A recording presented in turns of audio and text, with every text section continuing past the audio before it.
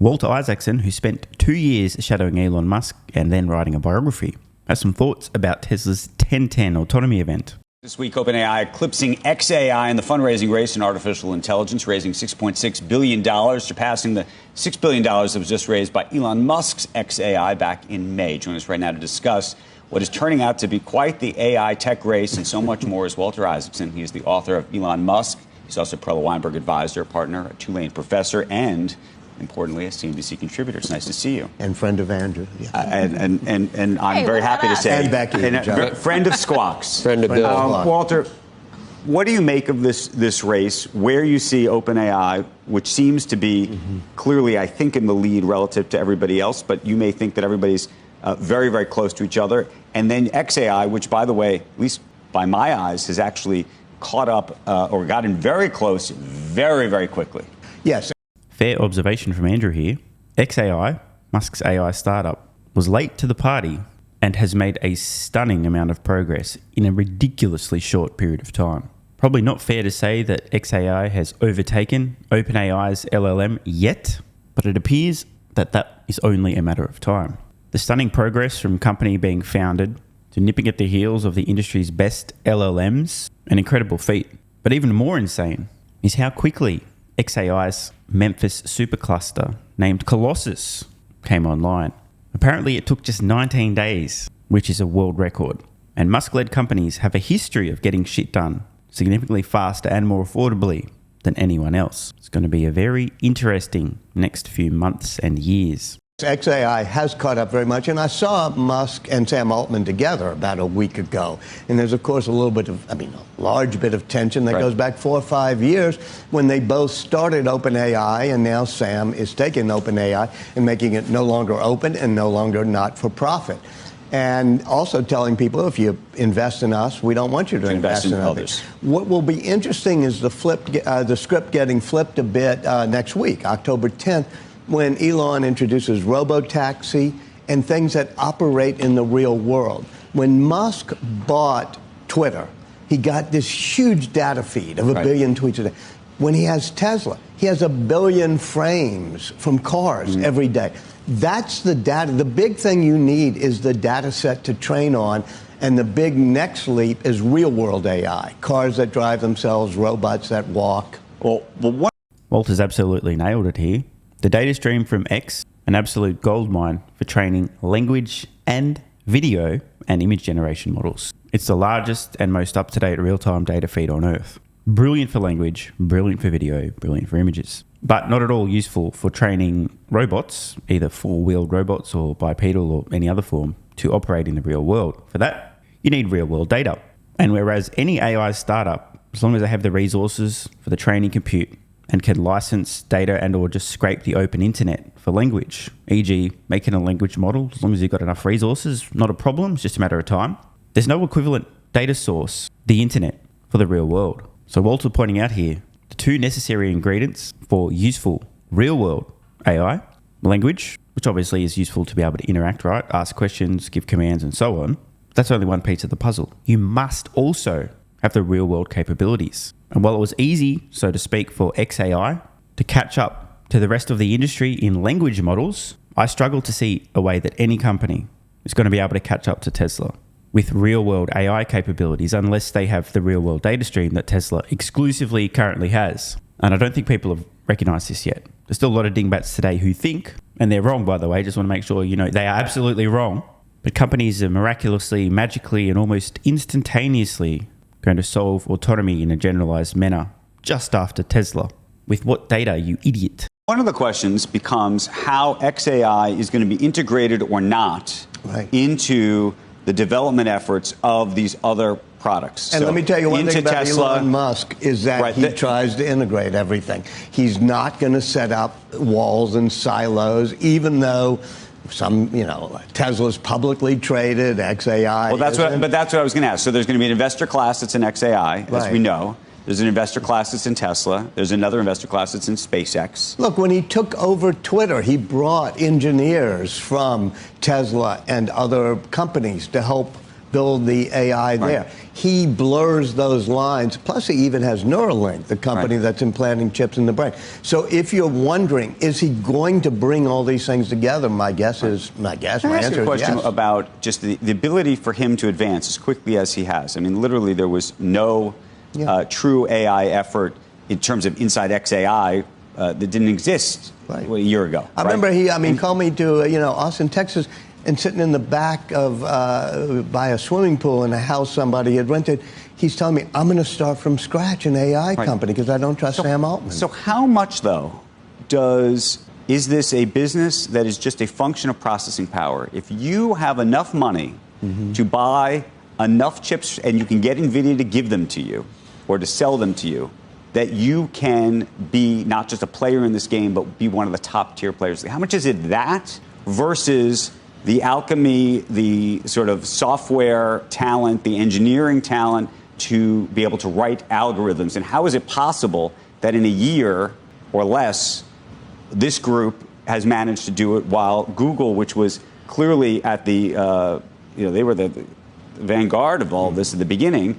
And I actually think inside Google, they have all of the same type of talents, but I don't know if they have struggled to productize it or what's happened here, but it looks very different. So good questions here from Andrew, although he's missed a critically important piece of the puzzle, which is the data. Certainly, the capital, e.g. for the hardware for training, you must have that. It's necessary. And talent as well, also important, although great leadership is critically important as well. We'll group those together. But then there's the data. If you don't have access to fuckloads of high-quality data, you do not stand a chance. I suspect Walter's going to mention this. He's a pretty smart guy and pretty well across this stuff. But it is, again, important to underscore. Tesla's the only company that has real-world data at scale. And I really do struggle to understand how any company is going to have a hope in hell of catching Tesla in terms of autonomy and its capabilities or with a useful humanoid robot.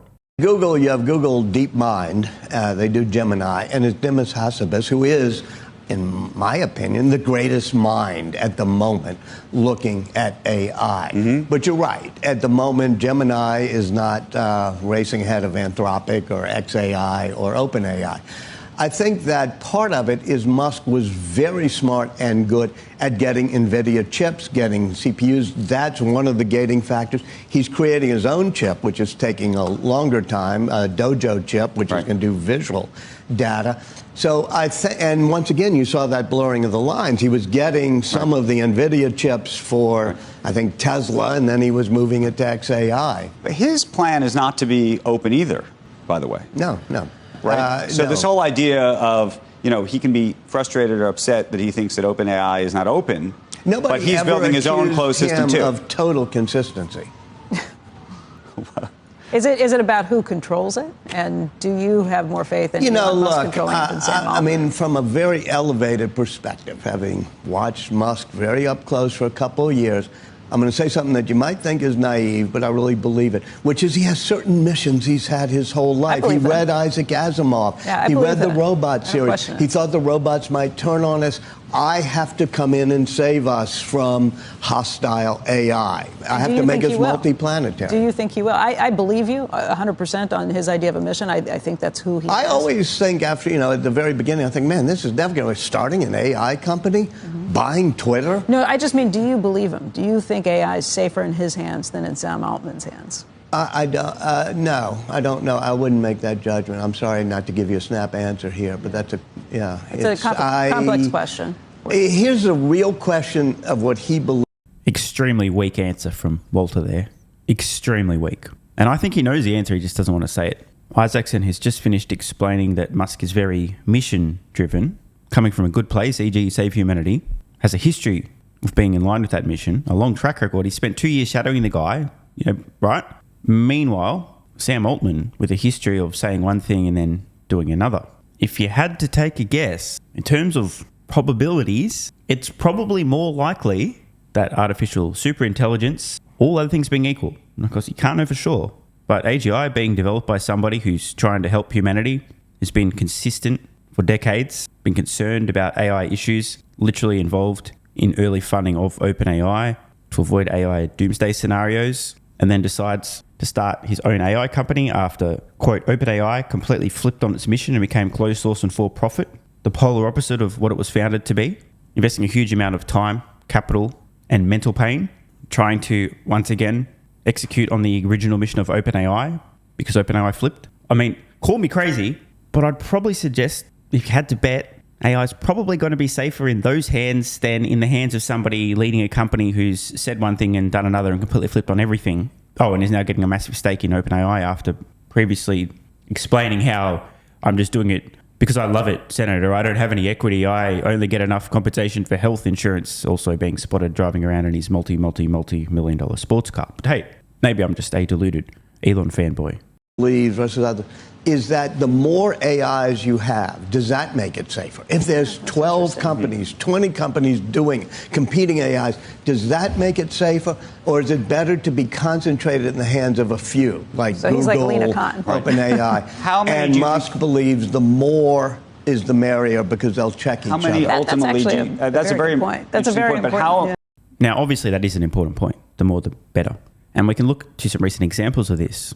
Most people watching will be aware of the Twitter files, which exposed collusion between the United States government, three-letter agencies, and social media companies to censor and suppress and deplatform people sharing opinions, thoughts, and ideas that didn't conform to the one true narrative. Until quite recently, YouTube, who, by the way, I'd just like to send another message to please kindly go fuck yourselves, were censoring, blocking, and banning people for asking certain questions or making certain true and accurate statements about reality.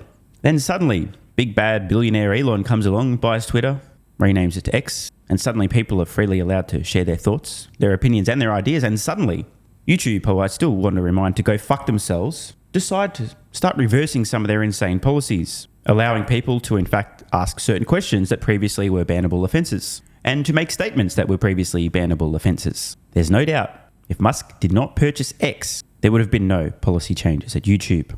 Musk's acquisition of X and its success created a forcing function. Most people will remember the absolutely disastrous launch of Google Gemini with their image generation. Hey, generate me a picture of the founding fathers, please. Next minute, a visual manifestation of didn't earn it. So the more AIs, the better. Especially the more AIs developed by people and companies with values that align closely with humans, in particular with the truth, the better. Because it will create a forcing function for everyone else. The worst possible scenario I can imagine, and I mean the absolute worst, would be a race for AI between Google, didn't earn it Central, Woke Central, and Facebook/Meta. That's like a speed run to hell. The important factor here is that we're on the path to solving artificial general intelligence and then artificial superintelligence. This is not like a technology that's going to allow you to drive a vehicle from point A to point B autonomously, right? In that situation, the rules are pretty simple. Number one, don't crash. Number two, say number one. Everyone's going to have that same goal. Whereas with AIs, as we've seen with the fucking morons at Google, for example, trying to rewrite history and lie. OpenAI, the same shit. Did a bunch of videos, including on Patreon and on the YouTube channel, showing this shit lying. Just outright lies. Ask a question, it will lie to you, it will deceive you, it will manipulate you.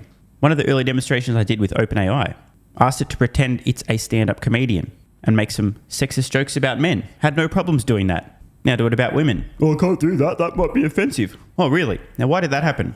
Because some woke wankers at OpenAI thought, oh, well, you could make jokes about men, but you can't make jokes about women. They're a protected species. Countless examples like this. And if there are no companies, for example, making comedy legal again, these AIs can spiral in a very bad direction. In short, the more competition in this space, the better. But it's important that some of the companies competing have a focus above all else on the truth. Yeah. That was an early thing. How many do you think there ultimately will be? Because there's some arguments you made. There's going to be a lot of smaller language models, but these sort of what they call frontier models, these sort of large language models that cost a fortune to run. Yeah. At some point, don't you think that they will either get merged or people will say, look, we'll take all that processing power and put it towards this or what? So are we going to be down to 2 or 3 in the end, or do you think this is a 5 or 6 or 7 player race? I think it's 3 or 4, and I think you're right. There's certain natural factors that mean you need enormous amounts of electricity. Microsoft trying to open 3 Mile Island nuclear plant again. You need enormous amounts of CPUs, things like that. So, you know, my brother in New Orleans who wants to start a local, he's never going to be able to do that. So there's a natural concentration. That's most certainly true. You need extremely deep pockets. And we're talking about tens of billions of dollars. So there's a pretty high bar of entry. I wanted to make a final observation. During this segment, we noted that Walter Isaacson said that Tesla is going to, quote, flip the script on their 1010 event, right? And it's true. But this discussion mostly revolved around language models. CNBS really wanting to ask about XAI versus OpenAI's language models. And don't get me wrong, LLMs are useful and interesting, and a couple of years ago, revolutionary. But the real world utility of safe autonomous vehicles, the level of disruption, the overnight value when enabled with a software update, this is an astronomical opportunity right around the corner that everyone seems intent on completely ignoring. Consider this. Think about all the time you currently spend driving a vehicle today, for those who do. Imagine what you could do with that time if the vehicle could drive you safely, and now your mind is freed up to do whatever. Let's take it a step further. What about your vehicle, which spends 95% of its time parked, either at work or in your garage at home, could head out autonomously and print you money and bring in the equivalent of a full-time salary per year, passively? How much value has been created? What's that worth to you versus the ability to ask an LLM a few questions and get some text-based outputs? Autonomy is going to be an absolute revolution. I don't think people are ready, and I just still a little puzzled as to why people are not understanding. Unlike LLMs, which are dominating the current conversation, training vehicles to operate autonomously in the real world requires fuck tons of real-world data. And there's only one company that has a meaningful amount of this real-world data at scale, and only one company collecting real-world data at scale. So I just don't understand how any other company has a hope in hell of catching Tesla. How would they get the data? The brain Tesla has developed in their vehicles via FSD is something that other companies simply cannot replicate under any reasonable conditions because they don't have the data. In order to get the data, but literally need to put the better part of $1 trillion of hardware on roads and also stop Tesla from collecting any more, and to maintain that status quo for the next half a decade or more, just to get caught up to where Tesla is today. Plus, they'd also need to siphon off their talent and have the training compute. Good luck. But importantly, this is not where the story ends. With the brain Tesla's developed via FSD, they can parlay that into humanoid robots. The real-world AI, the vision system, seeing, perceiving, planning, and acting, as in moving in the real world, it's foundational for a humanoid robot. The difference between a humanoid robot, instead of having 4 wheels, it's got 4 limbs. It's not just autonomy that Tesla's won with an unassailable lead. But I also struggle to see how any company is going to be able to compete with Tesla at scale on their humanoid robots. Don't get me wrong. There is still some additional training required at scale to teach a humanoid robot to locomote and, importantly, to use its hands, its fingers dexterously. But all of that is built upon the foundation of vision in the real world, which again, Tesla has data. They've nearly solved this. No one else has the data. No one else is close. But please tell me more about these cool language models. Want more content? Early access? Bunch of perks? Click the links in the pinned comment. AG1 is awesome. I've been taking it daily now for more than 3 years. It's a great way to fill in nutritional gaps. It's packed full of vitamins, minerals, and whole food source nutrients. Plus, has prebiotics, probiotics, and adaptogens to improve gut health, regularity, and help your body handle stress. I'm always looking for an edge to help me feel and perform my best, which is why I haven't missed a day of AG1 for more than 3 years. And I haven't missed a daily video in more than 3 years. Must be a coincidence, right? Just try it and see how you feel. Click the link in the pinned comment or head to drinkag1.com/SMR and get yourself a free 1-year supply of vitamin D3 plus K2 and 5 travel packs. But don't take my word for it. This is what viewers of the channel had to say after trying AG1. I feel like I have a lot more energy since I started on AG1. By the way, viewer, that makes 2 of us. On to the next. Just got my AG1 in the mail. Legit feeling the effects after day 3. This viewer's been taking AG1 for 8 months and says, what an investment. Another. 3 months ago, I started AG1 and have been enjoying the evenness of alertness and energy that lasts the day. I just started the wife on it too. Are you convinced yet? I mean, hey, it's worth trying, right? Click the link in the pinned comment or head to drinkag1.com/SMR, or I can keep going. There's plenty more to come. This viewer, after about a month on AG1, definitely a lack of fatigue in the afternoon.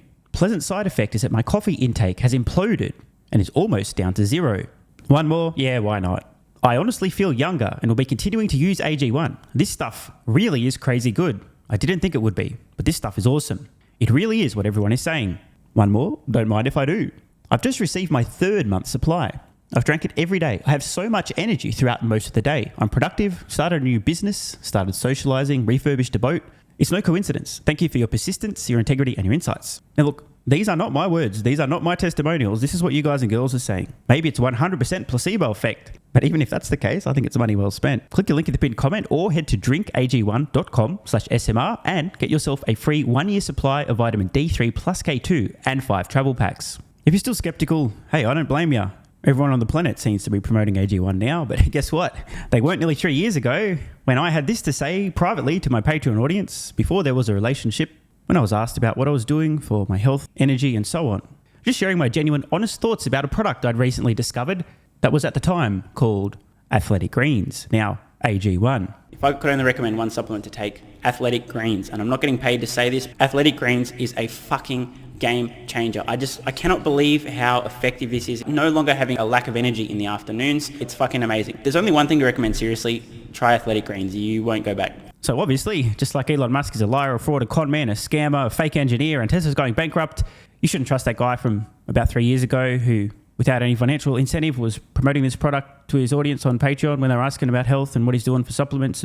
Because obviously, there was some other reason he recommended that, obviously. Not sure what it was, but don't trust that guy. And all the testimonials, like my mental game has improved with AG1. I feel better than ever. I'm so impressed I've bought it for both my parents. I feel more focused and have better digestion. Incredible difference. No more afternoon fatigue. It's relieved gut issues. These are all just obviously fake testimonials from fake people. Right? Wrong. Just try it. Unless you hate yourself. If you hate yourself and you don't even want to risk possibly feeling better, this is not for you. But for everyone else, what's the worst that could happen? Try it for a month. See how you feel. It's a no-brainer. Just click the link in the pinned comment or head to drinkag1.com/SMR. You'll get a free 1-year supply of vitamin D3 and K2 plus 5 travel packs. And you'll take the colossal risk that maybe you might have a similar experience to some of the people whose testimonials we've read in this video.